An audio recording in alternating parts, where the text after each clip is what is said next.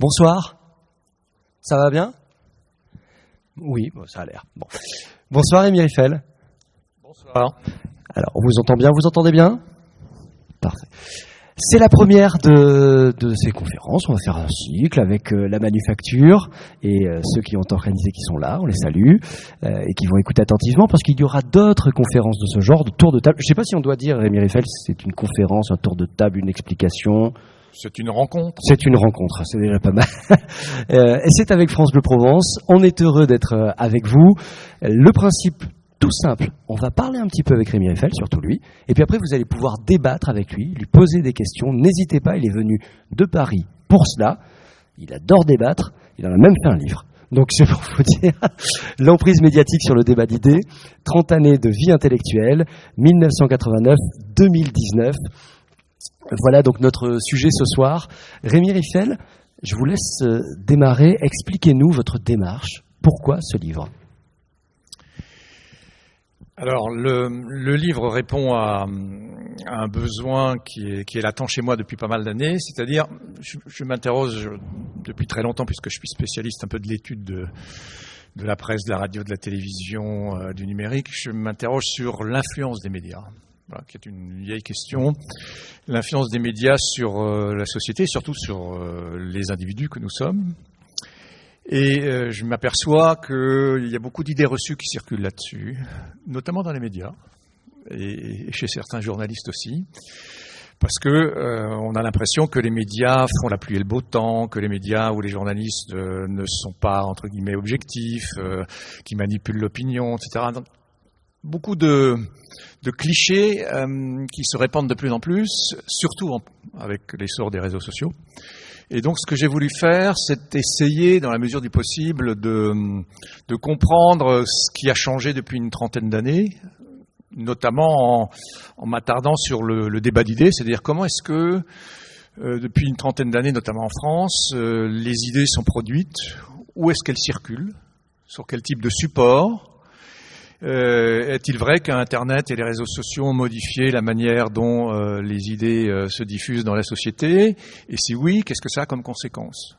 Donc c'est ce type de questionnement qui est à l'origine de l'ouvrage, en quelques mots. Il y a quelque chose qui m'a frappé quand j'ai eu votre ouvrage en main, je le montre, hein. Vous pourrez d'ailleurs vous le procurer à la fin de cette rencontre, c'est qu'il y a des micros. Et pas autre chose. C'est-à-dire que la voix, la parole est supérieure au poids de l'image ? Non, alors ça c'est tout simplement un choix de l'éditeur. Comme le titre. Comme le titre, oui. À qui j'avais demandé une illustration, parce qu'au départ il ne voulait pas mettre d'illustration. Et donc on m'a proposé plusieurs images ou plusieurs photographies. Et pour eux, c'était très difficile parce que j'aurais dit, mais il faudrait peut-être avoir une couverture précisément qui mette en valeur l'essor d'Internet, des nouveaux supports numériques. Et bon, ils n'ont pas voulu. Ils se sont dit, bon, ça, ce sont des micros, mais c'est pas forcément des micros d'une radio, hein, c'est pas forcément des micros d'une télévision. Ce sont des micros qui sont là pour montrer qu'on est dans le domaine de la communication des médias. Voilà. De la parole. Mais je me pose la question. Donc, le débat. Je vais poser une question toute simple. Et je pense qu'il faut la poser véritablement. C'est quoi la signification d'un débat ? Alors, un débat, ça renvoie évidemment, on peut remonter très loin à l'Antiquité et à un certain nombre de philosophes grecs, si vous voulez, mais pour être simple, un débat, c'est une discussion entre plusieurs personnes ou des groupes de personnes où premièrement on s'écoute, si on ne partage pas la même opinion. Ou deuxièmement, on argumente, c'est-à-dire qu'on prend le temps d'échanger et où on prend conscience d'accords et de désaccords. Voilà, je dirais que le principe même du débat, c'est faire en sorte de créer du lien avec autrui, d'échanger pour prendre conscience de nos points de vue respectifs et de se rendre compte que sur certains sujets, nous sommes du même avis, que sur d'autres, nous avons un avis divergent. C'est le principe même, je dirais, d'un débat démocratique dans une société digne de ce nom. Le débat a-t-il disparu des médias ? Alors, ce type de débat dont je viens de parler n'a pas disparu. Je ne suis pas en train de dire qu'il y a 20 ans ou 30 ans, on débattait davantage et on prenait plus le temps. Ce sont les modalités du débat qui ont changé. C'est-à-dire tout va beaucoup plus vite. J'enfonce des portes ouvertes. Tout va beaucoup plus vite. Les réseaux sociaux, avec la viralité, ce qui est diffusé, les réseaux sociaux favorisent cette circulation et favorisent surtout la réactivité. C'est-à-dire qu'on est dans un monde où les débats sont de plus en plus fondés sur l'émotion, sur l'instantané, sur voilà ce que je ressens et voilà ce que je pense à travers mon ressenti. Ça, c'est pas du vrai débat. Voilà. Et alors pour répondre vraiment à votre question, non, le débat argumenté où on prend son temps n'a pas disparu, mais je dirais que en fonction des médias audiovisuels ou numériques, il a tendance à s'estomper dans certains médias. On en reparlera certainement. Et très souvent, les débats télévisés, par exemple, où on prend le temps, avec des émissions où les différents protagonistes échangent, ces émissions sont souvent diffusées tardivement, ou sur des chaînes qui ont une audience moins importante que les principales chaînes de télévision, etc. Donc voilà, il faut aller le chercher, le débat. Il faut être plus curieux, et ça demande un effort. Parce que sinon on est dans le spectacle, sinon on est dans la polémique et la culture du clash dont on parle beaucoup ces derniers temps. On est dans un pays qui a beaucoup de chaînes d'information télévisées. 4 pour un pays comme le nôtre, c'est beaucoup. Pardon ? Ah oui, excusez-moi. Oui, je disais, il y a 4 chaînes d'information en continu en France, accessibles à tout le monde. Ouais. Il y a des débats toute la journée. Ouais. Et pourtant, il n'y a pas de débat.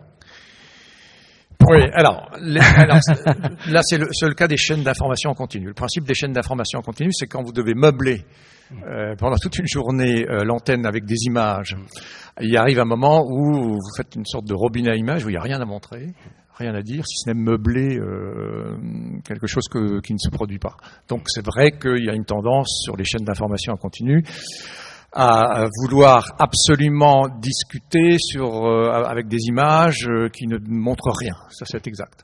Mais je ne dirais pas jusqu'à la caricature qui est souvent faite à l'égard des chaînes d'information en continu. Il y a aussi du débat, il y a aussi des discussions. On invite sur des chaînes d'information en continu des citoyens lambda qui prennent la parole. On invite des experts. Alors quelquefois, ça part un peu dans tous les sens, mais c'est pas aussi caricatural qu'on veut bien le dire, voilà. Avant d'entrer dans ce débat-là, justement, avant de continuer sur ces sujets, j'aimerais qu'on parle encore de votre travail, de votre méthode. Pour écrire ce livre, comment vous avez procédé ? Vous avez regardé beaucoup la télévision, j'imagine, regardé les réseaux sociaux, vous avez travaillé sur vos notes, parce qu'on parle de 1989 à 2019. Comment vous avez procédé ? Parce que c'est quand même un livre extrêmement documenté. Ce qui est normal, vous êtes chercheur. Oui, alors, c'est-à-dire que ça fait très longtemps quand même que je travaille sur ces sujets, donc j'ai accumulé un certain nombre de connaissances, j'ai lu beaucoup d'ouvrages, d'enquêtes, de travaux sur l'influence des médias, parce qu'il faut quand même dire qu'on ne découvre pas la Lune, hein. C'est-à-dire que les travaux sur l'influence des médias, ils datent d'il y a 50, 60, 70 ans. Et ça a commencé aux États-Unis après la Deuxième Guerre mondiale, et on a accumulé des éléments de compréhension. C'est pas tout, mais on sait quand même pas mal de choses, hein. Donc ça, c'est un premier point. J'avais derrière moi une certaine connaissance du domaine. Deuxièmement, effectivement, j'ai tendance à beaucoup lire la presse, à regarder les sites d'information, à regarder la télévision, à écouter la radio, aller un peu sur les réseaux sociaux. Donc tout ça m'a permis de faire des observations, de faire des comparaisons, de voir ce qu'on disait, comment on le disait il y a 30 ans et comment on le dit aujourd'hui. Voilà. S'ajoute à ça aussi que je suis allé travailler sur des archives, notamment audiovisuelles, à l'INA, à l'Institut national de l'audiovisuel, puisqu'on peut visionner des émissions de débat, de discussion, de talk-show des années 1980, des années 2000. C'est particulièrement instructif. Voilà. On peut même, d'ailleurs, à l'INA, avoir des éléments sur comment on discute sur Twitter, etc. Voilà. Donc, j'ai passé du temps aussi sur des archives. Et puis, j'ai fait quelques entretiens avec des responsables de médias, des journalistes, que je fréquente depuis très longtemps. Donc, tout ça accumulé me donne j'espère en tout cas, une compréhension un peu du phénomène. Quelle est la thèse du livre ? Alors, pour le dire simplement, la thèse du livre, c'est de dire il n'y a pas eu une transformation, il n'y a pas eu une révolution numérique qui a conduit à un bouleversement total de la diffusion des idées. Il y a eu des changements, plus ou moins intenses, selon les contextes, selon les moments. Et on voit petit à petit, c'est un peu ça que j'essaie de démontrer, que les chercheurs, les écrivains, les artistes qui intervenaient beaucoup dans le débat d'idées, ils sont toujours présents, mais que ce sont de plus en plus un certain nombre de journalistes, d'animateurs de télévision, d'influenceurs, qui ont tendance à donner la parole à certains et pas à d'autres. Et donc qui ont un pouvoir croissant de ce que j'appelle un pouvoir de sélection, ou un pouvoir de prescription, sur les personnalités qu'on invite sur les plateaux de télé, qu'on invite à la radio. Et ça a changé quand même. Voilà, premier point. Puis le deuxième changement fondamental, c'est que grâce à Internet, grâce aux réseaux sociaux, il y a une prise de parole par le bas. C'est-à-dire qu'il n'y a plus de barrière pour prendre la parole, parce que sur Internet, tout le monde, tout un chacun qui a quelque chose à dire peut le dire. Il peut le dire sur YouTube, il peut le dire à travers des images sur Instagram, etc. Voilà. Donc, ces deux phénomènes concomitants font qu'il y a des changements plus ou moins insensibles, mais pas de rupture brutale. Et pourquoi 1989 ? Alors, oui, j'ai travaillé, il faut le dire, sur 30 ans. Sur 30 ans. De manière très précise, en prenant deux dates. Premièrement, 1989, deuxièmement, 2019. Pourquoi 1989 ? Pour deux raisons. La première, qui est une raison d'ordre politique, idéologique, etc. 1989, c'est le symbole de l'effondrement du mur de Berlin. Et donc, c'est le moment où l'ancienne opposition entre deux visions du monde s'effondre. En tout cas, il y en a une qui s'effondre, celle du monde communiste. Et on a le sentiment qu'on va entrer dans une nouvelle forme de démocratie, précisément de compréhension, de transparence. Donc ça, c'est un moment clé. Et 1989, c'est un autre moment clé, c'est la naissance d'Internet. Enfin, du web, plus précisément. Voilà. Le web a démarré en 1989, a été inventé en quelque sorte en 1989. Et les deux choses, pour moi, coïncident. Voilà, ça c'est un premier point. Pourquoi est-ce que j'ai arrêté en 2019 ? Pour une raison assez simple, c'est pour que ça fasse 3 décennies. Mais une autre raison, c'est que j'ai voulu prendre un tout petit peu de recul par rapport à ce qui se produit très récemment, parce que quand on a le nez dans le guidon, on a tendance à surévaluer certains phénomènes et manquer un petit peu de distanciation. Donc j'ai voulu un tout petit peu sortir de cette ornière en m'arrêtant en 2019 en me disant le reste on verra bien. Voilà. Si vous avez des questions, si vous voulez intervenir, dès à présent, vous nous le dites, vous posez des questions, n'hésitez pas. J'ai encore, moi, des choses à éclaircir avec vous. J'aimerais bien qu'on parle des intellectuels médiatiques. Qu'est-ce que c'est pour vous, un intellectuel médiatique ? Alors, c'est curieux quand même. Hein. Non, alors il faudrait peut-être d'abord définir le terme. Voilà, parce que, exactement. La notion d'intellectuel est quand même un peu compliquée. Un intellectuel, c'est quoi ? Alors, il y a d'abord des personnes qui ont comme métier une profession intellectuelle. Des enseignants dont je fais partie, chercheurs, des artistes, des journalistes, des éditeurs, des documentalistes, etc. On peut considérer qu'il y a des professions d'intellectuels. Bon. Mais en France, la notion d'intellectuel ne renvoie pas tellement à ce phénomène, elle renvoie plutôt à des personnalités qui ont une certaine notoriété dans le monde de la culture, de la création, et qui sortent de leur domaine, en quelque sorte, de compétences pour intervenir dans le débat public, prendre des positions, s'engager, militer, voilà. Et pendant très longtemps en France, l'intellectuel, c'était celui, effectivement, qui, comme le disait Sartre, s'occupe de ce qu'il ne regarde pas, et donc milite en faveur des droits de l'homme, contre la peine de mort, pour telle et telle question, enjeux politiques, sociaux, etc. Voilà, ça l'intellectuel. Bon. Cette figure-là de l'intellectuel engagé, militant, un peu prophétique, etc., avec la mort des grands penseurs des années 80 qui ont disparu dans les années 80, je pense donc à Sartre, au Raymond Aron, ou après on peut Michel Foucault, etc. Cette figure aujourd'hui, je dirais pas qu'elle est quasi absente, mais elle est beaucoup moins présente dans l'espace public. Voilà, il y en a de moins en moins. Et on a vu apparaître parallèlement, alors ça remonte assez loin quand même, ça remonte au milieu des années 1970, ce qu'on a appelé des intellectuels médiatiques. C'est-à-dire des penseurs, des essayistes,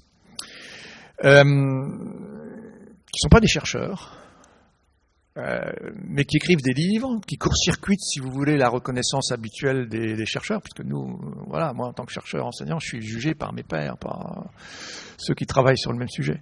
Donc ils court-circuitent les procédures traditionnelles et qui s'adressent au grand public en considérant qu'ils ont des choses à dire importantes et qui tentent des coups, des promotions, qui font du marketing.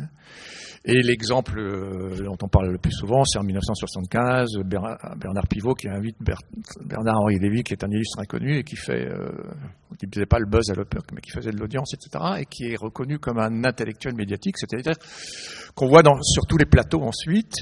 Et aujourd'hui, en 2023, vous avez toujours un certain nombre d'intellectuels médiatiques, c'est-à-dire qui peuvent être des philosophes, qui peuvent être des sociologues, qui peuvent être ou des essayistes tout simplement, ou des écrivains quelquefois, qui, interviennent sur un peu tous les sujets.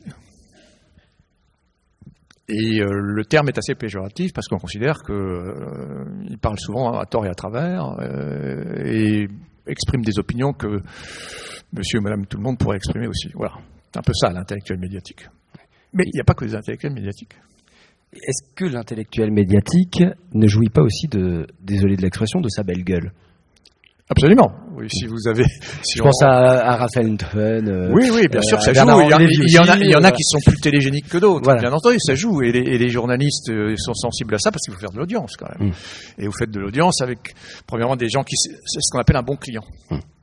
Bon, un bon client à la télévision, c'est quoi ? C'est quelqu'un qui a quelque chose à dire, qui le dit bien, c'est-à-dire qui est capable en temps relativement court de développer des arguments ou en tout cas de faire part de son opinion, qui est clair, qui est pédagogique et qui en plus, comme vous le direz, a une belle gueule. Donc voilà, ça fonctionne un peu comme ça. Vous évitez un écueil avec ce livre, c'est de paraître, et vous ne l'êtes pas, parce que je sais que vous détestez l'idée qu'il y ait eu un âge d'or de quoi que ce soit, mais on pourrait penser quand on voit le titre, quand on commence à explorer, sans lire, qu'il y a une vision passéiste des choses. Non, c'est absolument pas le cas. Non, c'est pas le cas du tout. Il n'y a pas de nostalgie, il n'y avait pas un âge d'or de la vie intellectuelle il y a 30 ans ou il y a 50 ans. Voilà, il ne faut pas raisonner comme ça. Non, il y a simplement des transformations qui s'accélèrent un peu depuis quelque temps. Et je pense que ce qui a quand même un peu changé la donne, c'est précisément le fait que dorénavant, nous sommes de plus en plus sur des écrans. Nous sommes sur des écrans, et des écrans qui sont mobiles.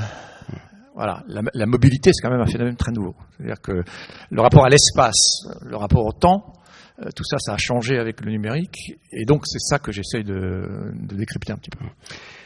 Avez-vous des questions ? Avez-vous envie de discuter avec Rémi Riefel de tout cela ? N'hésitez pas, levez la main, comme à l'école. Voilà, parfait. Alors, il faut qu'on vous donne un micro. Oui, tout à fait. Jean-Sébastien vous entend. Allez-y. Vous avez évoqué le mot influenceur. Est-ce qu'il recoupe celui d'intellectuel médiatique ou est-ce que vous y mettez autre chose derrière ? Non. Effectivement, le terme d'influenceur est plus récent. Ça renvoie en fait à ce qu'on appelle des amateurs, c'est-à-dire des gens qui sont pas des professionnels des médias, mais qui veulent faire partager leur goût, leur passion à autrui.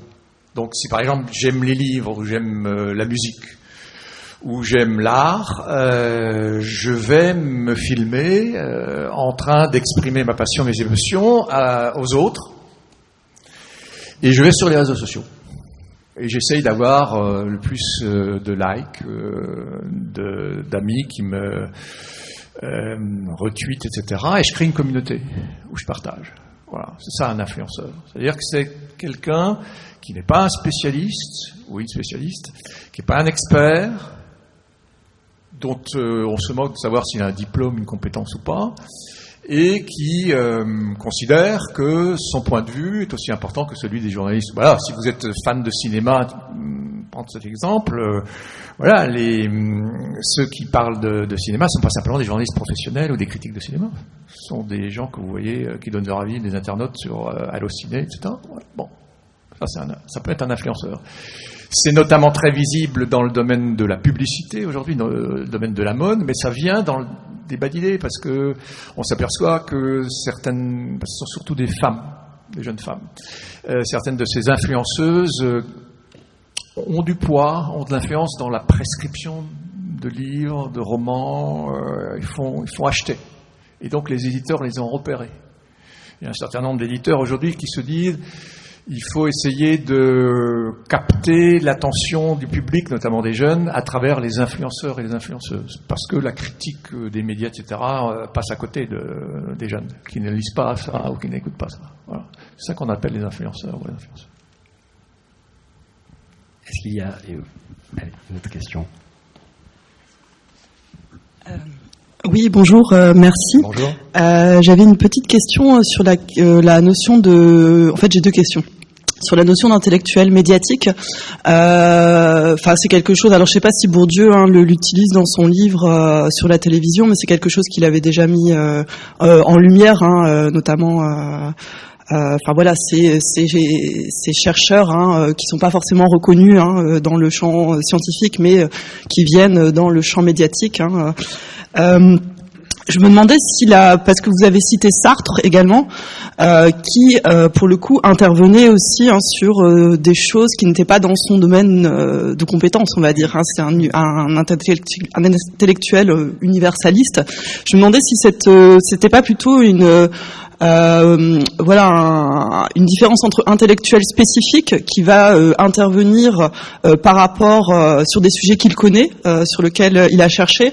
J'ai pas encore lu votre livre, mais je regardais le début de l'introduction où vous repreniez de Gérard Noiriel, qui reprend à Foucault, et donc je voulais savoir si vous pouviez un peu éclairer ça, et en lien avec cette première question par rapport à l'intellectuel médiatique et sur la télévision. Voilà, c'était des choses que Bourdieu aussi mettait en lumière, ce que vous venez d'expliquer.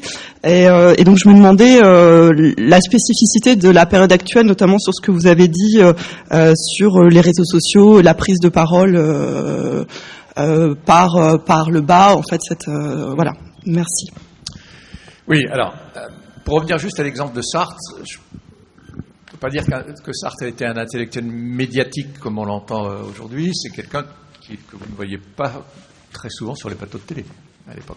Il ne courait pas les studios et les plateaux de télé, même s'il était invité et même s'il avait une très forte notoriété. Bon, quand on dit intellectuel médiatique, c'est quelqu'un qui passe une bonne partie de son temps à essayer de donner son opinion sur de nombreux sujets nationaux, internationaux, et qui donne des interviews dans la presse, sur des sites, qui crée lui-même sa propre chaîne de télé ou qui est sur YouTube. Je pense par exemple à Michel Onfray, qui pour moi est un bel exemple d'intellectuel médiatique. Il a un véritable empire médiatique, même s'il dénonce les médias. Bon, voilà, ça c'est l'intellectuel médiatique. Alors, vous faites référence à Bourdieu. Oui, Bourdieu disait les intellectuels médiatiques sont des penseurs qui pensent plus vite que leur ombre. Ouais, il appelle ça des fast thinkers. Voilà, ils parlent de tout très vite sans rien connaître. Bon, on peut en discuter, mais c'était en cours ça la définition. Donc cette figure-là est toujours présente. On va en parler. Mais ce qui m'intéresse et ce que j'essaye de montrer, c'est qu'il y a d'autres figures d'intellectuels qui aujourd'hui interviennent dans le débat. Ce que j'appelle je ne suis pas le seul à le dire, des intellectuels médiatisés, ce qui n'est pas pareil qu'intellectuel médiatique. Un intellectuel médiatisé, c'est précisément quelqu'un qui a une compétence sur un sujet. Ça peut être un scientifique, voilà, un physicien, ça peut être un sociologue, ça peut être un philosophe, ça peut être un artiste, etc. Et qui fait en sorte de répondre aux sollicitations des journalistes, parce qu'il considère qu'il a une mission à remplir vis-à-vis du public, donc il répond aux sollicitations des journalistes sur le domaine de compétences qui est le sien. Voilà. Et là, il y en a de plus en plus. Et je dirais que les médias numériques permettent aussi à cette figure de monter en puissance, parce qu'on a de plus en plus d'endroits, de sites, où on peut s'exprimer, où on peut diffuser ses idées. Voilà. Donc cette catégorie d'intellectuels médiatisés monte un peu en puissance. Bon. Et puis il y a une troisième catégorie, j'essaie d'en parler aussi dans le livre, c'est ce que j'appelle les invisibles. C'est-à-dire des intellectuels non médiatisés, dont on ne parle pas. Et je considère, j'essaie de le montrer, qu'il y a une assez forte proportion de créateurs, de chercheurs, de savants, vous appelez ça comme vous voulez, qu'on ne voit pas, que les médias ne vont pas solliciter, que les journalistes ne font pas l'effort d'aller voir, et qui ont des choses à dire. Et là, il y a un vrai problème. Alors, le problème est double. Le problème, c'est d'abord qu'effectivement, les journalistes se contentent très souvent des bons clients. Donc, quand ils ont repéré quelqu'un qui parle bien, qui est à l'aise, etc., ils vont le solliciter constamment. Et le risque pour ce chercheur, c'est d'être happé par le système médiatique. L'autre problème, c'est qu'il y a des chercheurs qui ne veulent pas, et j'en connais, notamment dans le domaine des sciences expérimentales, des sciences dites dures, qui se méfient des médias, qui se méfient des journalistes, parce qu'ils ont toujours le sentiment que leur propos va être déformé, parce qu'ils en ont fait l'expérience quelquefois. Et donc il y a des réticences aussi, des incompréhensions entre des journalistes, du monde des médias et cette frange de la population. Voilà. Je ne sais pas si j'ai répondu. Alors, vous parliez d'intellectuel spécifique. Oui, alors, on peut entrer dans le détail. Effectivement, la notion d'intellectuel spécifique, c'est celle qui a été utilisée par Michel Foucault dans les années 70, qui considérait qu'il pouvait intervenir sur certains sujets et prendre des positions très précises. Oui, j'aurais une question. Vous n'en parlez pas depuis le début, mais il y a une notion, moi, qui me semble importante, c'est l'argent. Aujourd'hui, dans la manipulation de l'idée, et notamment les réseaux sociaux, qui sont maintenant une grande source d'information pour une grande partie de la population, et les réseaux sociaux, avec leurs algorithmes, eux, ils essayent de modéliser pour pouvoir ensuite aller voir les annonceurs en disant voilà, si vous cherchez quelqu'un qui a des idées plutôt de gauche, qui ont tel âge, etc. Donc en fait, on les conforte dans leurs idées parce que s'ils ont liké un jour sur une idée, après on va leur resservir la même idée, donc finalement il n'y a plus de débat parce que il y a une sorte de consensus, chacun dans son coin, et au final tout ça c'est parce que on veut vendre, parce que les réseaux sociaux sont là pour vendre, pour monétiser. Est-ce que ça c'est quelque chose qu'il faut vraiment redouter, ou est-ce que c'est un peu comme les couleurs politiques de la presse écrite qui étaient jusque-là dominant dans la création d'opinion, où il y avait, il y a la presse de gauche, la presse de droite, etc. On n'avait pas de problème avec ça. Moi, j'ai l'impression qu'on a beaucoup plus de problèmes aujourd'hui avec les réseaux sociaux, et notamment Facebook, et on l'a vu avec les complotistes, avec les gilets jaunes, etc., où en fait, on caricature les gens et on les met dans des cases, et une fois qu'ils sont dans les cases, on leur assène toujours les mêmes idées. Est-ce qu'il faut le redouter, ça ? Oui, il y a dans votre propos deux choses très liées. Premièrement, la question d'argent, et deuxièmement, la question de l'audience, de l'attention et de ce qu'on appelle la métrique du web, c'est-à-dire des algorithmes. Alors, je vais essayer de répondre aux deux aspects. Oui, j'ai pas encore parlé des problèmes d'argent, mais c'est fondamental. Je l'évoque, je fais plus que l'évoquer dans le livre.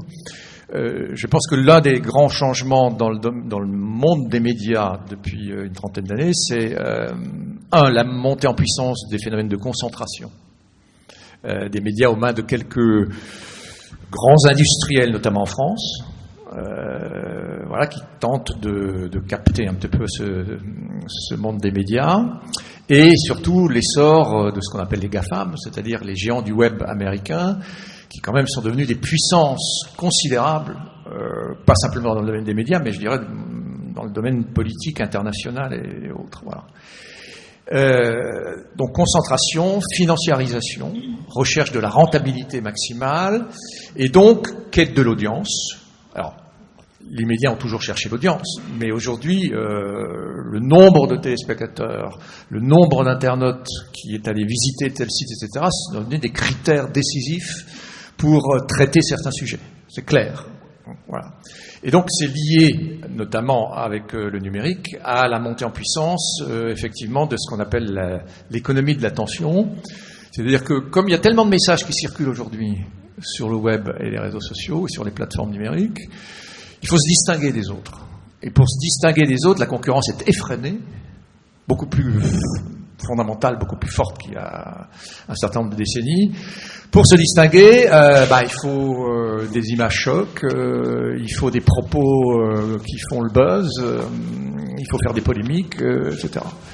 Et la logique de l'attention, c'est un phénomène qui est devenu déterminant depuis une quelques années dans la circulation des idées. Les idées qui font le plus parler d'elles, ou les personnalités qui font le plus parler d'elles, ce sont celles qui sont le plus vues, likées, tweetées, etc. Et les journalistes sont prisonniers du système. Il y a des rédactions où les journalistes ont un écran dans leur newsroom, ils ont un écran qui leur montre en temps réel, tous les articles que vous avez publiés ces jours-ci, voilà le nombre d'internautes qui a lu votre article. Et donc vous avez des classements des articles les plus lus, les plus regardés. Et souvent, les plus lus, les plus regardés sont les articles non pas forcément les plus profonds, les plus approfondis, etc. C'est les articles sur les faits divers, sur le sport, sur les événements people, etc. Voilà, c'est ça. Voilà. Donc vous êtes dans une logique qui favorise non pas l'offre informationnelle, mais la réponse à la demande. Les gens demandent à voir des choses qui font réagir, qui sont amusantes, ironiques, etc. On peut faire le buzz, etc. Ça, c'est l'effet pervers du phénomène du numérique. Donc, les personnalités dont on parle le plus, alors je ne vais pas le caricaturer parce que c'est simplement une tendance, ce sont celles qui savent le mieux s'en sortir de cette manière-là. Et donc, il y a des stratégies de communication pour obtenir l'attention des internautes et des médias.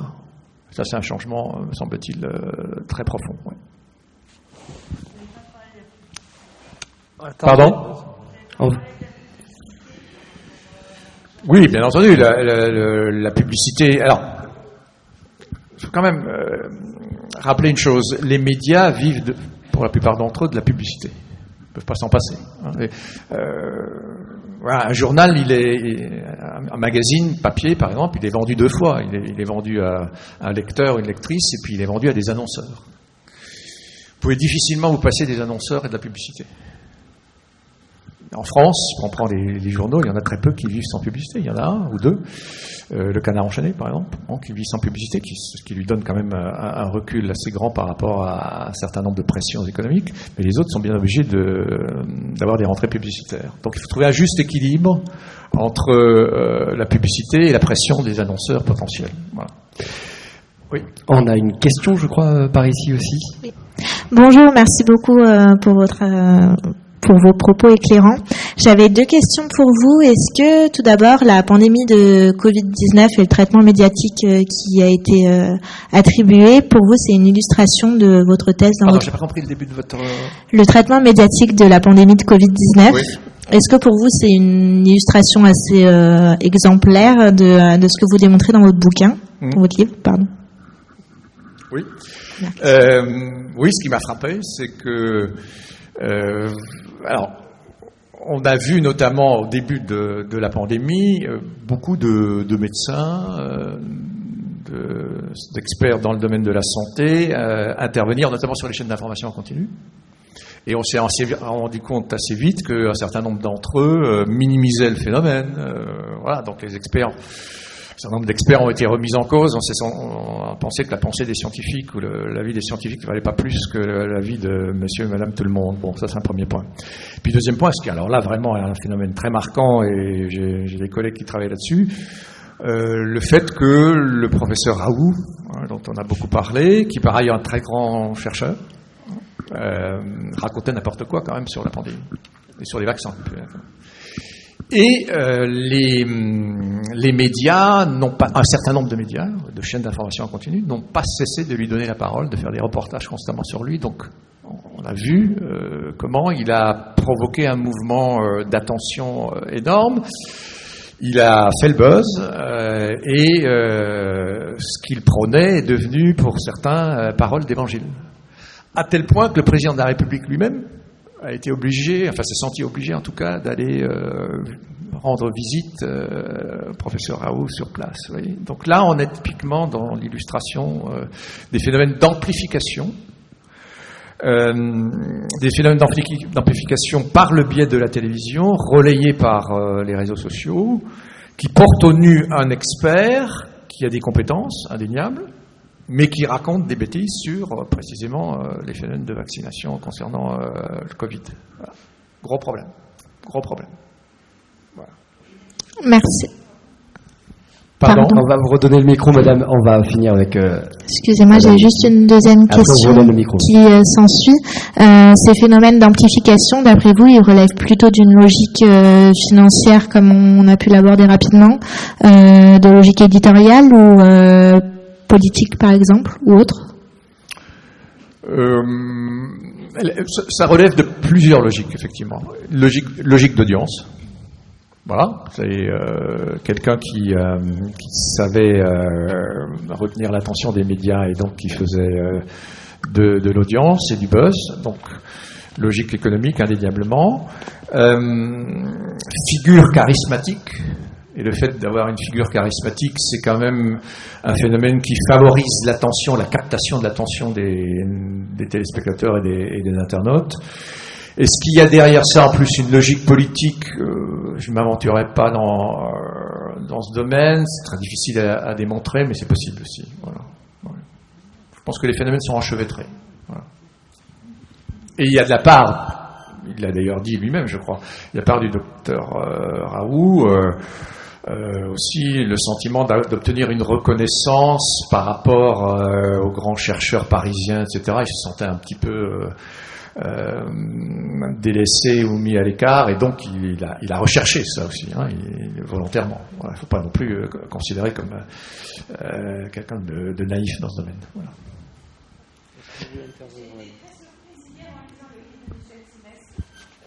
Attendez, madame, on vous donne un micro et après il y aura la dame là-haut. Ouais. J'ai été très surprise hier en lisant sur pied au Monoprix le livre de Michel Simès, Rien n'est impossible, de lire qu'en fait, au moment de la pandémie, il avait dit que le masque ne servait qu'à ceux qui étaient malades. Oui. Et vous en concluez quoi? En fait, le masque, c'est plutôt en prévention et pas quand on est... Enfin, c'est valable aussi quand on est malade, mais on porte souvent pour prévenir. Oui. Donc, c'est une information complètement loufoque, quoi. Oui, il y a eu des...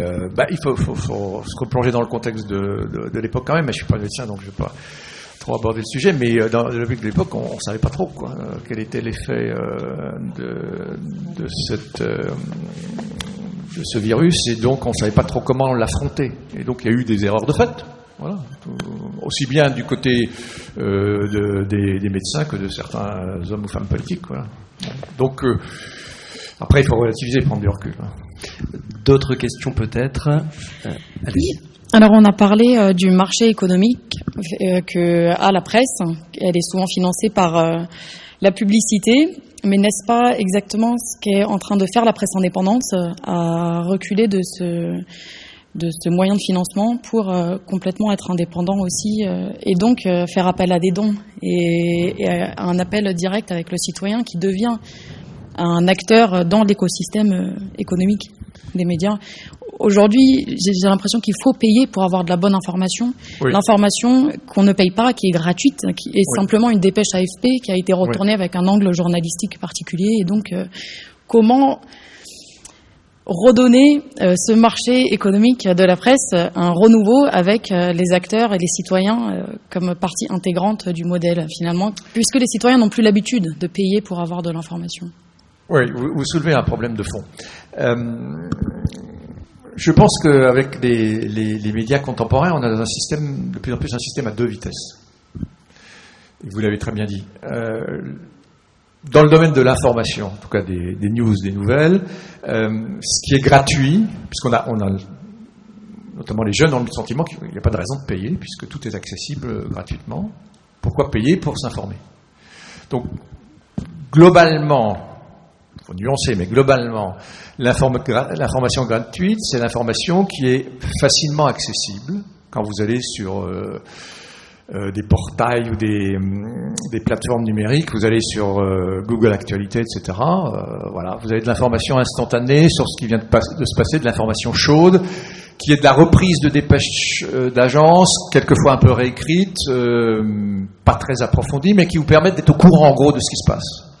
Ça, tout le monde y a accès facilement, et on peut considérer à la limite que pourquoi pas. Sauf que si vous voulez avoir une information un peu détaillée, qui explique les enjeux, qui met en perspective les événements, de plus en plus il faut payer. Et sur le web, sur les plateformes numériques, sur les sites en ligne, vous avez les deux possibilités. Et de toute façon, vous savez très bien que dans certains sites de certains journaux, de certains médias, vous pouvez commencer à lire l'article, puis après, si vous voulez le lire intégralement, vous payez. Vous vous abonnez. C'est un effet très pervers de l'essor d'Internet, parce qu'on avait dit au début, Internet, c'est la gratuité totale, c'est la transparence, tout le monde va pouvoir échanger avec tout le monde, et l'information va circuler de manière beaucoup plus large et diversifiée. C'est faux. C'est faux. On se rend compte que, en fait, l'information dite de qualité approfondie, ça se paye. Ça se paye. Voilà.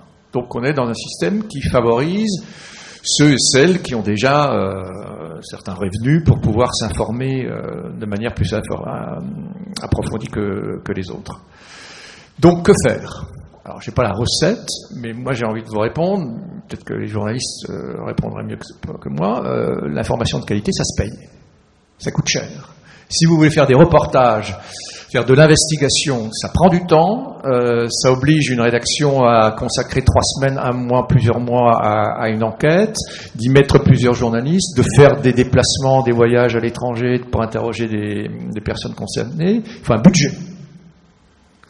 Et les budgets se restreignent de plus en plus dans les médias, précisément puisqu'on est dans une logique de marché et on voit bien quelle est la crise à laquelle on est confronté.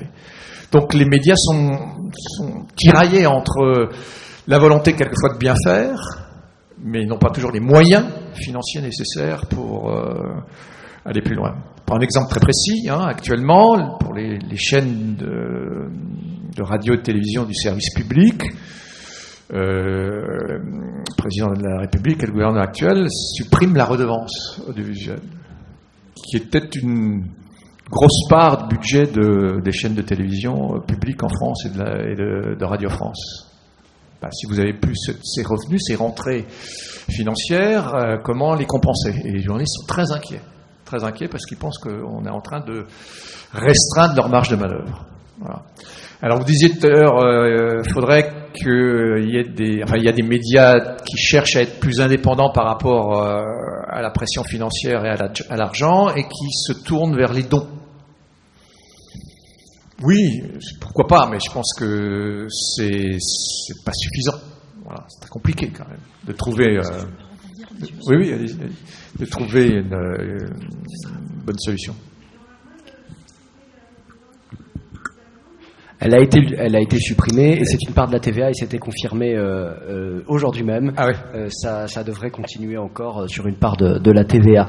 Je crois que c'est une deuxième question, madame. Oui, quand bien même, ça fait plus d'1 siècle que l'État français paye des aides pour la presse.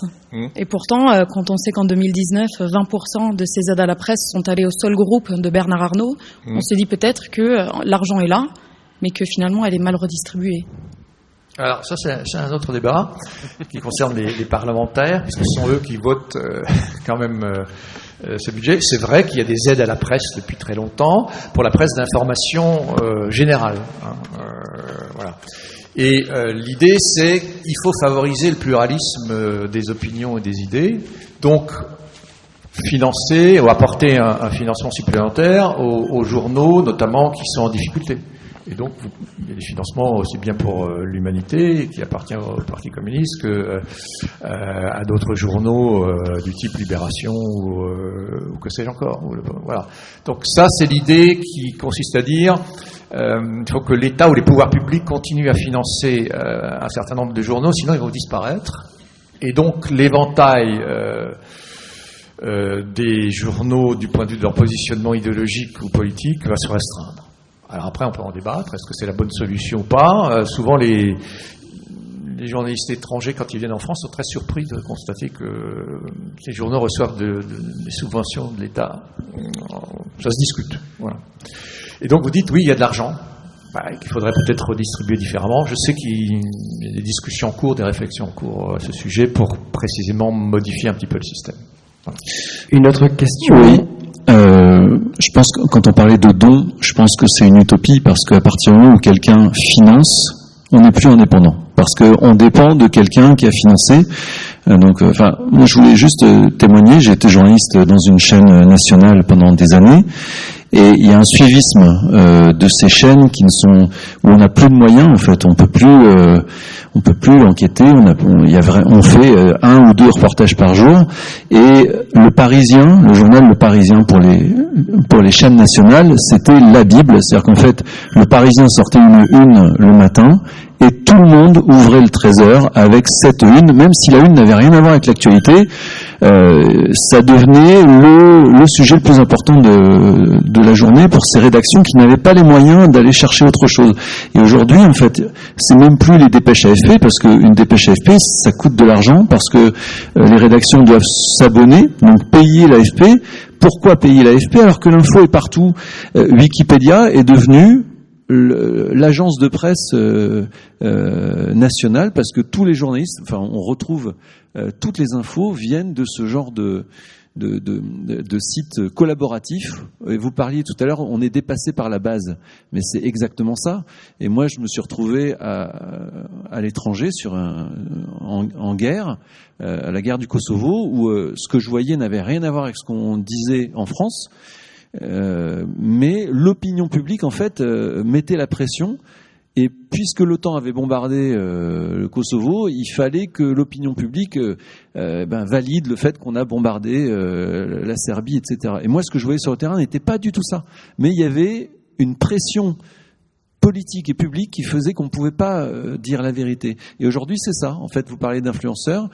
Si on va contre ce que dit l'influenceur, en fait, on n'est même pas écouté, on n'est pas audible parce que on est en dehors de l'opinion publique majoritaire. Alors, ce que vous êtes en train de dire, c'est que, si je poursuis votre raisonnement, c'est qu'il y a de nombreux sujets dont on ne peut pas parler. Alors, si on peut en parler, mais on ne sera pas écouté parce que on n'est pas dans la caisse de résonance. Et je vais ajouter un propos pour étayer ce qu'il vient de dire. On a le cas, rappelez-vous, de Éric Zemmour, invité au journal de TF1. Il attend d'être interrogé sur ces thématiques. Gilles Boulot l'interroge sur d'autres thématiques. Et il en prend ombrage et ça devient... voilà. C'est l'invité qui dicte les questions. Oui, c'est l'invité qui dicte, effectivement. Alors c'est vrai pour certains hommes politiques qui sont quand même entourés de communicants qui essayent de faire passer les messages et qui surtout font très attention à ce que l'on ne sorte pas des chantiers balisés. Ça, c'est tout à fait exact. Et donc la pression sur les journalistes et les intervieweurs est de plus en plus forte dans ce domaine. Ça, c'est tout à fait vrai. J'ajouterais, pour aller un peu dans votre sens, mais c'est pas nouveau, c'est que globalement, les médias sont quand même dans des logiques de mimétisme, de suivisme. C'est-à-dire à partir du moment où un confrère a sorti une information, etc., qui paraît intéressante, etc., il faut qu'on y soit aussi, il faut qu'on la traite, parce que sinon on va se faire dépasser par le concurrent et on va apparaître à la traîne. Et cela, qui a toujours un peu existé, ça s'est accru, précisément en raison de la diffusion et de la circulation des messages sur Internet et les réseaux sociaux. Donc cette logique de mimétisme, de suivisme, qui fait qu'il y a un peu une uniformité des sujets qu'on traite, elle est exacte. Je vais vous donner quand même un chiffre qui est très parlant. Il y a des études qui ont été faites il y a quelques années où on a essayé d'analyser tout ce qui circule sur le web, toutes les informations qui circulent sur le web pendant un mois. Et tout confondu, tout sujet confondu. Et on s'est rendu compte qu'il y a 1%, je dis bien 1% des sujets qui font parler d'eux énormément, qui sont énormément vus, partagés. Il y a à peu près 30% de sujets qui sont vus occasionnellement, de temps en temps, par certains internautes, enfin qui émergent. Et il y a 70% des sujets sur le web qui ne sont jamais vus, dont on ne parle jamais, parce que le web, c'est un cimetière de contenu. Voilà, c'est ça la réalité.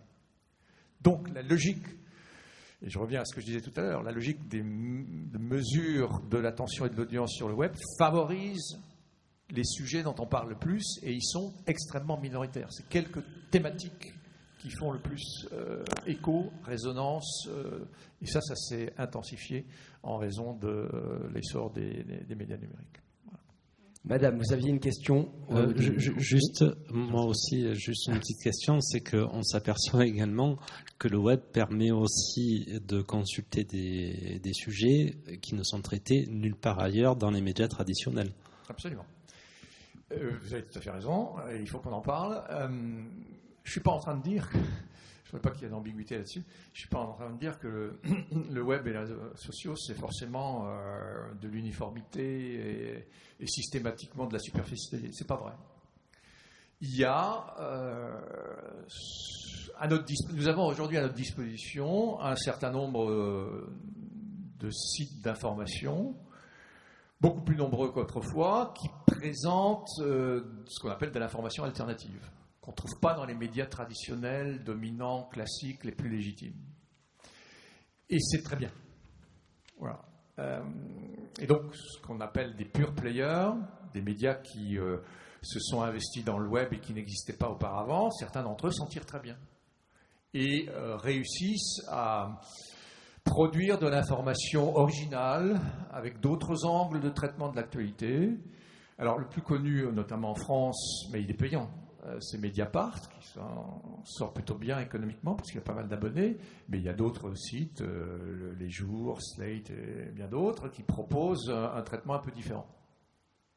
Donc, il ne faut pas caricaturer en disant on n'a pas suffisamment de choix. Non, on a plus de choix qu'avant. Et on peut avoir accès à des informations peut-être différentes et plus originales qu'auparavant. Mais le problème qu'on oublie à chaque fois de soulever, c'est quel est le comportement du public. On sait beaucoup de choses sur comment les journalistes travaillent, comment les médias fonctionnent, comment ils diffusent l'information. On sait moins ce que le public fait des médias, du web, des réseaux sociaux. Et là, depuis quelque temps, un certain nombre de sociologues, dont je suis, travaillent sur ce sujet-là, font des enquêtes. Or, qu'est-ce qu'on observe ?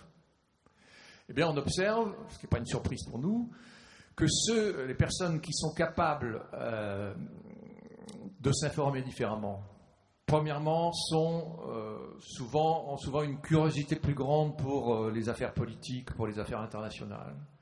Et s'ils ont une curiosité plus grande, etc., c'est que c'est très souvent lié au niveau de diplôme.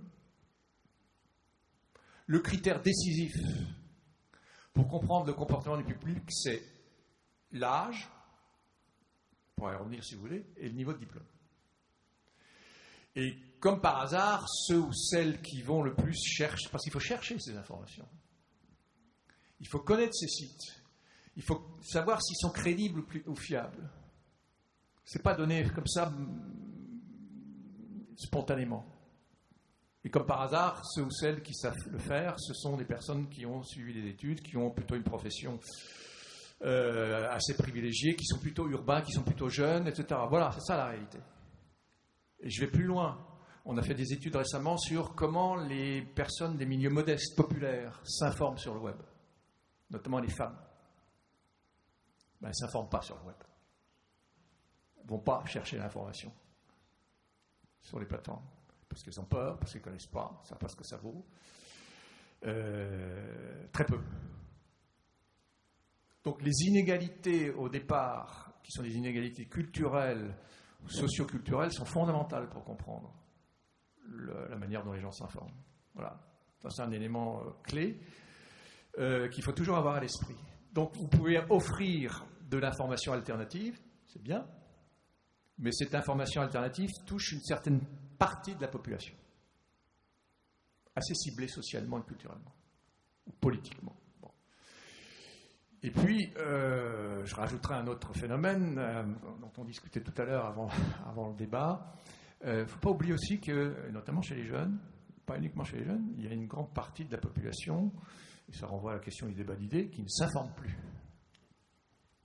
Soit parce qu'elle éprouve une lassitude, une fatigue informationnelle, soit parce qu'elle se sent totalement détachée, déconnectée par rapport à la réalité dont parlent les médias. Et ce public-là, les médias ne touchent pas. Voilà. Donc il y a des efforts à fournir dans ce sens, et je dis toujours à mes étudiants qui font du journalisme, etc., le public que vous allez toucher, on le connaît, c'est assez facile. Mais faites des efforts pour parler à ceux qui ne s'informent pas. Et sur les réseaux sociaux, tentez de toucher le public des jeunes. Non pas le public des jeunes qui sont étudiants, étudiantes, Bac plus 3, Bac plus 5, mais ceux qui sont dans les filières professionnelles, des BTS, ou qui sont dans la vie active, etc. Voilà, c'est ceux-là qu'il faut toucher.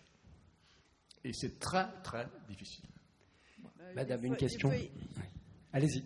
Des fois, ils prennent pas le temps non plus. Ceux qui sont dans la vie active et tout, les artisans, ils vont pas passer 3 heures sur les réseaux sociaux. Ils sont fatigués, et ils ont autre chose à faire, quoi. Absolument, vous avez raison. Il y a aussi cet aspect des choses, la fatigue, le fait qu'on a, on n'a pas le temps, et deux, on n'a plus envie de faire l'effort nécessaire pour chercher, parce qu'il faut chercher, il faut s'informer, il faut comparer, etc. Oui. Ils sont déconnectés. C'est pas leur même monde, quoi. C'est pas. Ouais, c'est un autre monde. Voilà. Mais je voulais aussi dire que du coup, les réseaux sociaux, tout ça, la presse écrite, du coup, elle en prend un coup, quoi. Il y a beaucoup de kiosques qui ont fermé, j'ai remarqué. Il y a moins de ventes de journaux et tout ça, quoi, en papier. Voilà. Oui. Oui, alors là, les chiffres sont clairs. La presse papier est en crise depuis pas mal d'années. Elle est en crise pour plusieurs raisons. Elle est en crise d'abord parce que la publicité, précisément, a migré vers la télévision et après vers Internet. Donc les journaux ont moins de publicité, donc ils souffrent. Un premier phénomène. Deuxième phénomène, et on le voit ces derniers mois, le papier coûte cher, de plus en plus cher. C'est la raison pour laquelle les journaux aujourd'hui sont obligés d'augmenter leur prix de plusieurs dizaines de centimes, etc., parce qu'ils se sont pris à la gorge. Les prix du papier ont explosé. C'est vrai aussi pour le livre. Troisièmement, les modes d'information ont changé, et notamment les jeunes qui ne lisent absolument plus les quotidiens papier, mais alors vraiment plus du tout. Ça ne veut pas dire qu'ils ne s'informent plus du tout sur des quotidiens, mais ils sont sur des quotidiens en ligne. Donc tout ça entremêlé fait que des journaux ont disparu, de nombreux journaux ont disparu, et ils vont continuer à disparaître. Alors je ne suis pas en train de vous dire que la presse écrite va disparaître, mais ce qui est sûr, parce qu'on l'observe notamment en comparant à ce qui se passe aux États-Unis, et généralement ce qui se passe aux États-Unis, ça vient chez nous quelques années plus tard. Aux États-Unis, il y a un nombre invraisemblable de quotidiens régionaux qui ont disparu, il n'y en a presque plus. Et les grands quotidiens, à part le New York Times et le Washington Post, les grands magazines, là aussi, survivent tant bien que mal. Donc, le nombre de titres de presse écrite, quotidienne, hebdomadaire ou trimestrielle, se réduit, le nombre de lecteurs diminue, et les journaux sont tous passés sur le web et font à la fois ce qu'on appelle du print et du web pour essayer de maintenir encore le lien entre les deux. Bon, petit à petit, tout ça va s'intensifier, bien sûr. Avant d'avoir la question, il y a aussi, je crois qu'il y avait une question ici. Il y a aussi le phénomène des télévisions et des radios qui se sont mis à l'écrit grâce au web et qui du coup ont pris des marchés. Tout à fait. Ah oui. Un certain nombre de journaux, ou de radios, pardon, effectivement, produisent des revues. Je pense, alors un exemple très ciblé, mais je pense à France Culture qui édite une revue qui reprend certaines de ses émissions phares et en fait une revue trimestrielle, etc. Donc les médias sont, comment dire, on n'est plus dans la logique d'une filière comme autrefois. Il y a la presse, il y a la radio et la télévision. En fait, les différents supports sont entremêlés. C'est-à-dire, on joue à la fois, la radio est filmée. Bon. La radio, on peut l'écouter en podcast. On est dans des pratiques qui évoluent fortement et donc qui changent. Et ça se répercute d'ailleurs sur les journalistes. Les journalistes, auparavant, il y a 30 ans ou 20 ans, vous pouviez faire carrière pendant toute votre vie dans un média ou en tout cas un type de support. Aujourd'hui, c'est plus vrai. Les journalistes, ils sont obligés de savoir faire des dépêches d'agence, ils sont obligés de savoir enregistrer avec un micro et une caméra et faire du montage. Ils utilisent leur smartphone pour filmer des événements. Ils sont obligés de faire de la radio, de la télé. Ils sont polyvalents. Voilà. Donc là, on voit bien les effets des nouveautés, des innovations technologiques. Madame, à vous. Merci. Je voulais revenir sur les publics, enfin sur les études par rapport au public que vous faisiez. Je me suis demandé, enfin quand vous parliez des différentes catégories sur les femmes ou les jeunes, comment vous définissiez la notion de média, parce que, enfin, voilà, j'ai des jeunes qui s'informent et qui s'informent différemment, qui savent des choses que moi je ne sais pas forcément par rapport aux femmes ou les classes populaires. Je pense aussi qu'elles peuvent regarder des émissions ou écouter des émissions à la radio, alors qui n'est pas France Inter ou qui n'est pas forcément c'est politique, mais qui vont regarder les grandes gueules ou qui vont écouter RMC. Enfin voilà, donc c'était par rapport à ça. Et je me demandais aussi si vous preniez aussi en compte la manière dont est reçue d'une certaine manière l'information. Voilà, je pense aux travaux de Richard Hogarth, par exemple, où on peut, donc il y a un sociologue qui a travaillé justement sur cette réception, qui a écrit un bouquin qui s'appelle La culture du pauvre, et qui montre aussi que regarder une émission, on pourrait donner l'exemple d'Hanouna, qui touche peut-être les classes populaires.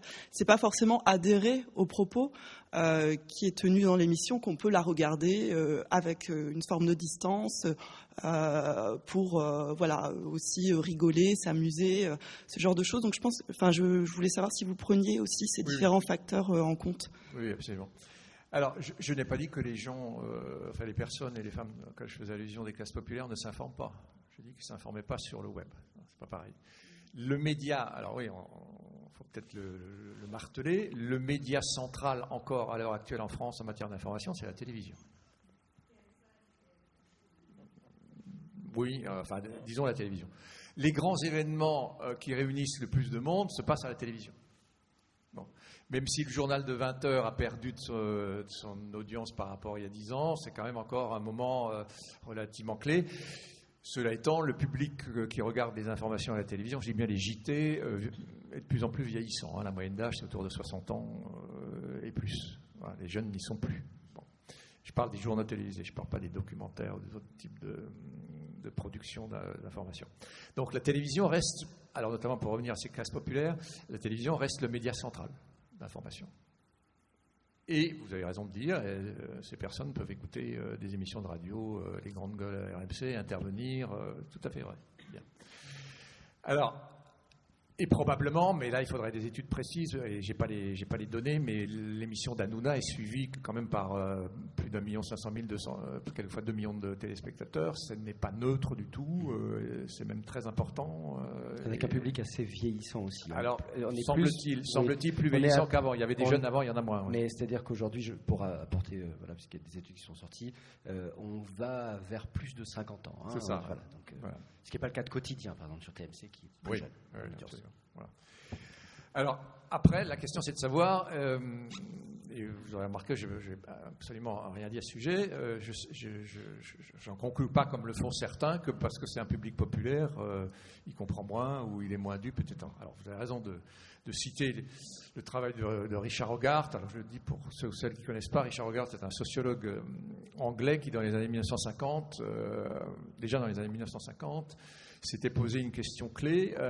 Est-il vrai que les ouvriers, les ouvrières, qu'à l'époque il étudiait dans la région de Birmingham-Manchester, est-il vrai que ces personnes ne lisent que des romans à l'eau de rose, ne s'informent qu'avec des journaux qu'on appellerait aujourd'hui people et n'y comprennent rien à l'information?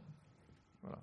Et il est allé vivre avec ces personnes, partager leurs loisirs, discuter avec elles, etc. Il s'est rendu compte que ce public populaire peu diplômé, qui vit dans des conditions économiques difficiles, n'est pas dupe. Il a ce qu'il appelle une attention oblique. C'est-à-dire ça, les gens qui lisent la presse people, on ne l'appelait pas comme ça à l'époque, sont des gens qui la lisent, qui aiment la lire, parce que d'abord, ça les divertit. Ça les fait sortir de la grisaille quotidienne, donc ils aiment ça. Et deuxièmement, ils savent très bien que, comme il le disait à l'époque, les journalistes, ils baratinent, ils enjolivent, et ils le savent, mais ça leur fait plaisir quand même de le lire. Bon, ce que nous faisons tous un peu quand on regarde Gala, Paris Match, etc. Bon, bref. Voilà, donc, oui, le public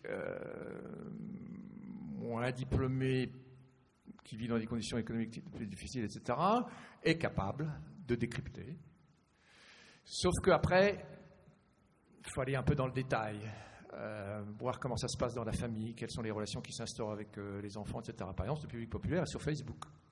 Il est sur Facebook avec ses enfants. Et il dialogue beaucoup avec ses enfants.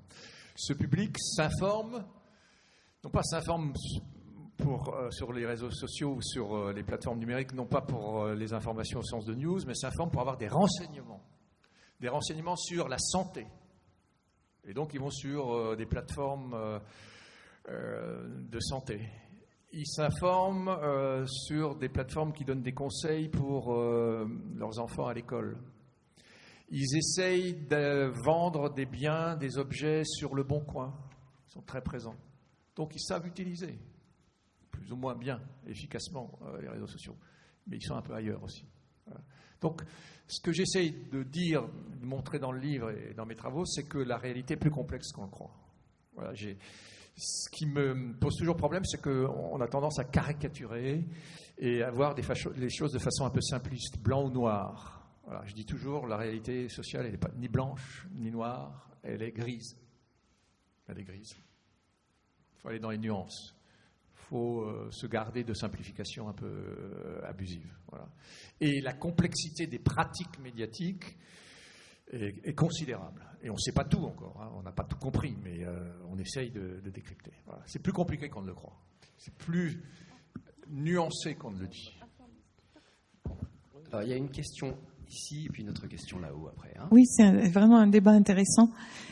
En fait, est-ce qu'on n'est pas tous un peu ailleurs finalement, de plus en plus, à la fois individualiste, chacun pour soi, mais en même temps, moi je suis complètement hors case là-bas en vous écoutant. J'ai jamais eu la télé de ma vie, je lis Le Monde de A jusqu'à Z tous les jours.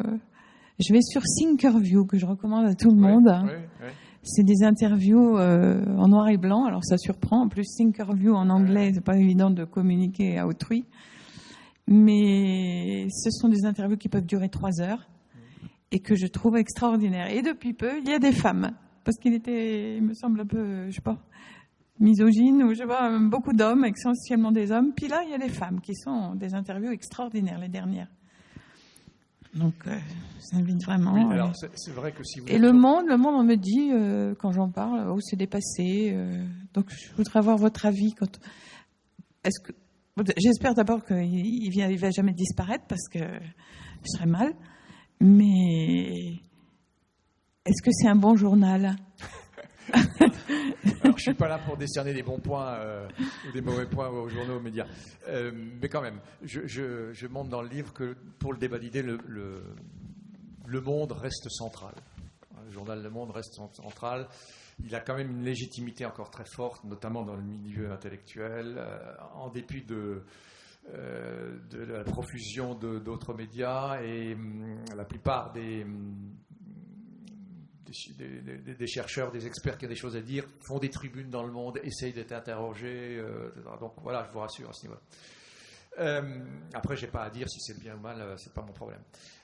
Premier point. Deuxième point, vous faites partie du public des médias qui vous avez une pratique originale, distinctive par rapport aux autres.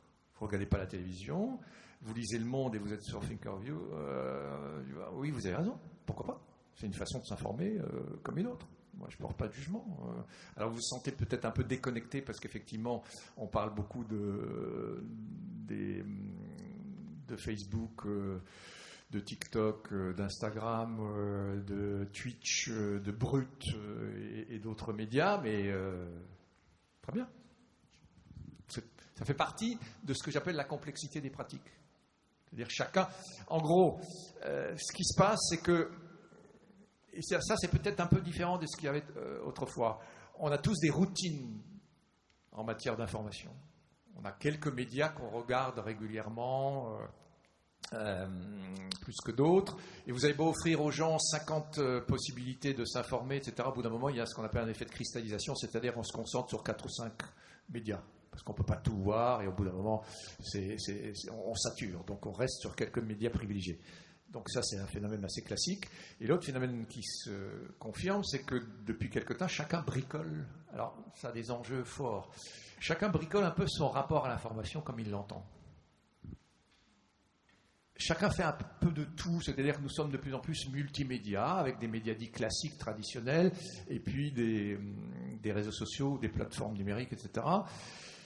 Et le Le problème, c'est que si chacun bricole son rapport à l'information, nous risquons, je renvoie à ce qui a été dit tout à l'heure, risquons d'être chacun un peu dans notre bulle.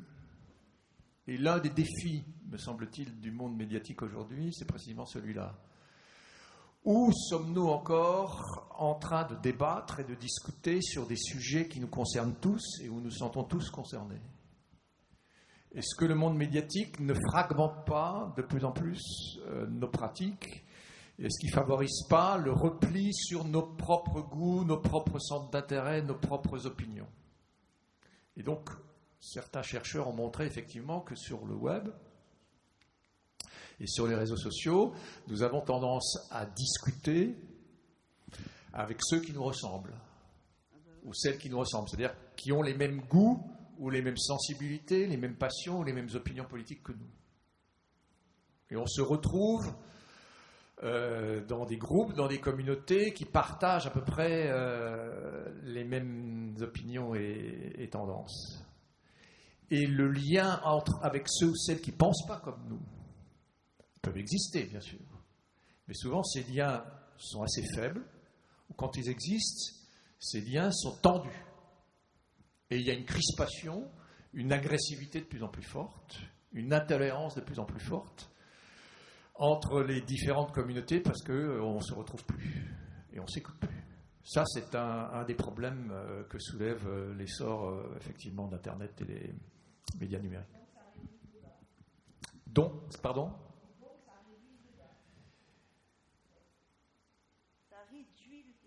Ça réduit le débat, ça le brutalise.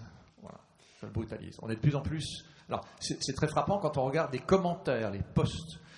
Vous allez sur vous allez sur le site de France 2, vous allez sur le site du Parisien, de certains médias, et vous regardez les commentaires sur l'actualité. Qu'est-ce que disent les internautes sur tel sujet, la manière dont les journalistes ont traité l'info, etc. Au bout de 3, 4, 5 prises de position, ça dérape. Et ça devient extrêmement polémique, on part sur d'autres sujets, on s'invective, etc. Au bout d'un moment, on l'a étudié de façon très, très précise. La conversation, au bon sens du terme, la discussion argumentée, elle disparaît. C'est ça la brutalisation. Donc, est-ce qu'il y a une réduction du débat? Je ne sais pas, mais en tout cas, il y a une brutalisation. De l'intolérance beaucoup plus forte qu'auparavant. Une question là-haut. Oui, bonjour. Excusez-moi de vous poser la question. Je me demandais ce que vous pensiez de la manipulation des masses par les médias et si vous en parlez dans votre livre. La manipulation des masses par les médias, je crois que c'est une théorie de Noam Chomsky. Ah oui. Alors, écoutez, je suis assez prudent à l'égard du terme de manipulation. Je pense qu'il faut distinguer les régimes politiques, les sociétés dans lesquelles on se trouve.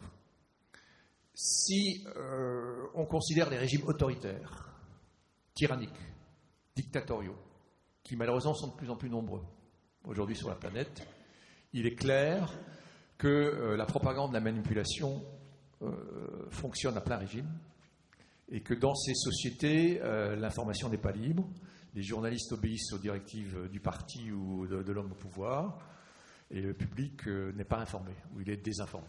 C'est clair. Donc, oui, là, il y a manipulation. Si on raisonne dans le cadre des démocraties, jusqu'à preuve du contraire, en France, on est en démocratie, les choses sont quand même plus compliquées. Effectivement, j'entends souvent, je lis souvent des prises de position qui ont, c'est-à-dire les médias nous manipulent, les médias ne sont pas objectifs, ils nous bourrent le crâne, etc. Ça peut arriver dans certaines circonstances très particulières. Mais ça n'est pas vrai. Et je vous le prouve. Je vous le prouve par des études de terrain, par des enquêtes. Parce que tous ceux qui affirment ça, ils n'ont jamais fait une enquête de terrain pour aller voir comment les gens s'approprient l'information. Oui, on peut être plus ou moins soumis à certaines opinions, à certains points de vue, c'est exact. Mais nous ne sommes pas des marionnettes, c'est-à-dire... Voilà, les médias n'ont pas le pouvoir de nous faire penser ceci ou cela. Attendez, je termine ma démonstration, après on pourra en discuter. Parce que nous faire penser de telle manière, ça veut dire que nous obéissons aux messages qui nous viennent des journalistes, des médias. Or, dans la réalité, les messages des journalistes, des médias, ce que montrent tous les travaux depuis 50, 60 ans, ne nous touchent pas directement, comme on le croit. Ils nous touchent indirectement parce que nous en discutons constamment avec autrui. Et l'une des grandes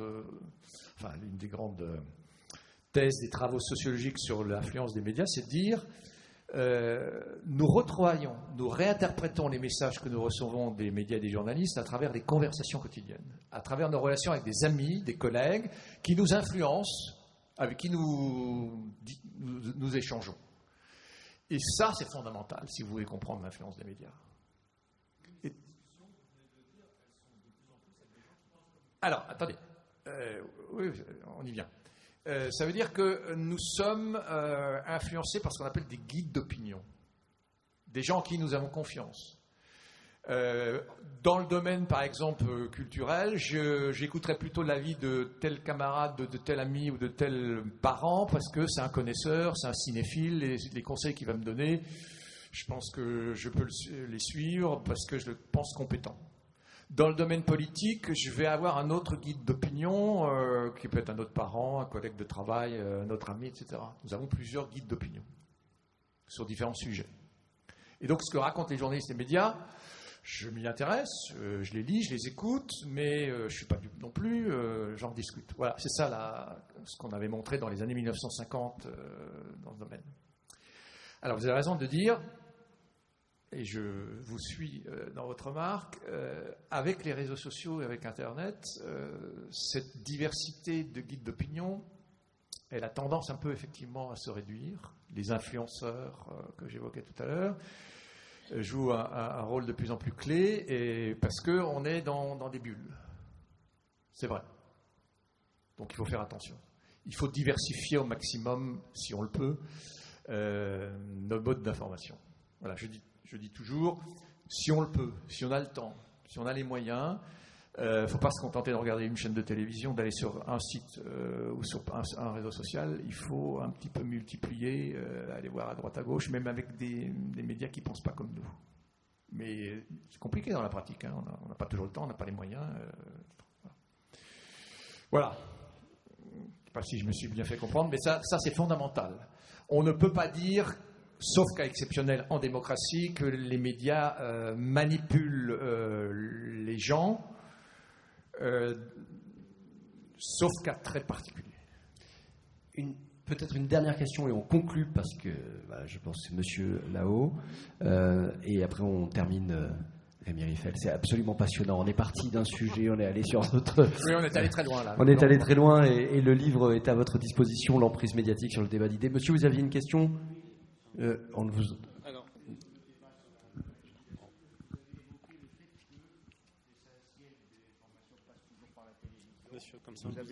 Vous avez aussi évoqué le fait que ces télévisions sont aux mains de 3-4 grands financiers industriels.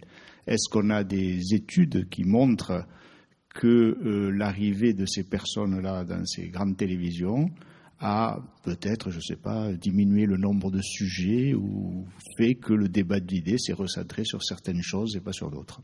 Oui, c'est une question récurrente. Alors, comment y répondre? Il est vrai, je crois que je l'ai dit au début, qu'un certain nombre de grands industriels qui n'ont au départ aucun domaine de compétence dans le monde des médias, hein, je pense à Bernard Arnault, à M. Bolloré, à quelques autres, ressentent le besoin de racheter des journaux, des radios, éventuellement des chaînes de télévision, des maisons d'édition. Non pas par philanthropie, mais parce qu'ils considèrent que posséder plusieurs médias, ça leur donne une influence supplémentaire dans leurs négociations avec les pouvoirs publics, avec le gouvernement. Ça leur donne du poids. Voilà. C'est clair. Bien. Ils ont tout à fait le droit. Et d'ailleurs, on a un peu besoin aussi de gens qui ont de l'argent, parce qu'ils font quand même vivre les médias. Pas l'oublier. S'il n'y avait pas de grands propriétaires, beaucoup de médias auraient disparu. Alors après, la question est de savoir, est-ce que le fait que ces grands industriels millionnaires ou milliardaires possèdent des médias, ça implique que les médias sont à la solde de ses propriétaires ou de ses actionnaires. Là encore, la réponse est compliquée, nuancée. Dans certains cas, oui, il y a des grands propriétaires de médias qui font pression sur les journalistes et qui ne supportent pas qu'on ne pense pas comme eux. Alors on va le citer, puisque c'est public. Monsieur Bolloré, quand il a racheté Canal+, il a fait partir tous les journalistes qui lui déplaisaient, tous les animateurs, il a supprimé les émissions. Point à la ligne. Et il est en train de racheter dans le monde de l'édition, enfin il tente en tout cas de racheter, il possède déjà un très grand groupe d'édition qui s'appelle Editis, il est en train de racheter Hachette et il va avoir une mainmise très forte sur la publication des livres. Bon. Et puis M. Bolloré, comme vous le savez, a maintenant quasiment une chaîne de télévision en continu à sa solde. Et l'information qui est diffusée sur une chaîne comme CNews, on peut vous le prouver, il y a des études qui ont été faites, c'est une information quand même très orientée politiquement, c'est clair. Voilà. On donne la parole à certains types de propos, d'idées et de personnalités. Et on compense en invitant quelques personnalités qui ne pensent pas de la même manière pour donner le sentiment que. Voilà, ça c'est exact. Mais en revanche, Bernard Arnault, qui possède Le Parisien, qui possède le journal Les Échos, qui possède Radio Classique, c'est pas quelqu'un d'interventionniste. Hein. Enfin, j'en ai discuté avec pas mal de journalistes. Il n'est pas là en train de téléphoner en disant vous allez me traiter tel sujet de telle manière. Mais les journalistes savent très bien qu'il y a des sujets qu'on peut difficilement aborder. Et donc, ils pratiquent l'autocensure. Vous ne pouvez pas, en étant journaliste dans un média qui est de la propriété de Bernard Arnault et donc de LVMH, vous ne pouvez pas dire de mal de LVMH, c'est pas possible. Donc oui, il peut y avoir de l'influence au sens où les journalistes sont dans des pratiques d'autocensure sur certains sujets. C'est exact. Bon. Et puis je rajoute un dernier point. En dépit de ces considérations, qui semblent vouloir dire qu'il y a une restriction de la liberté d'expression, ça peut exister, oui. Mais globalement, quand même, il y a des journalistes qui résistent. Il y a des médias qui se laissent pas faire. Hein, voilà. Donc, il ne faut pas non plus généraliser. Voilà. Mais il faut être attentif, vigilant. Voilà. Lisez Pardon, excusez-moi. Ces chefs d'entreprise, ces annonceurs ont un pouvoir très fort aussi quand même parce qu'ils jouent sur la publicité. S'ils sont mécontents, ben, je donne plus d'argent pour les publicités à tel journal ou tel média. Et alors là, je vous coince. Voilà. Lisez ce livre, L'emprise médiatique sur le débat d'idées, 30 années de vie intellectuelle, 1989-2019. Il est disponible juste à côté, c'est avec la librairie Chapitre. Et vous pouvez donc le lire. Vous pouvez peut-être, on peut vous voir un petit peu, oui, bien discuter sûr. Naturellement. Allez-y, Rémi Rieffel est à votre disposition. Je voulais vous saluer, c'était formidable. On est parti d'un point, on a discuté de tout. Il y a 1000 sujets dans ce livre. Vous pourrez le faire comme à la télévision, vous savez, sexe, arnaque, voilà. Vous lisez tout ça là-dedans. Il est vraiment très très bien. Il y a plein de questions qu'on pourrait se poser. L'idéal, c'est de vous lire. D'essayer d'aller vous voir encore en conférence et puis peut-être d'assister à un de vos cours un jour si on passe à Paris. Possible. Pourquoi pas. Merci beaucoup. Merci.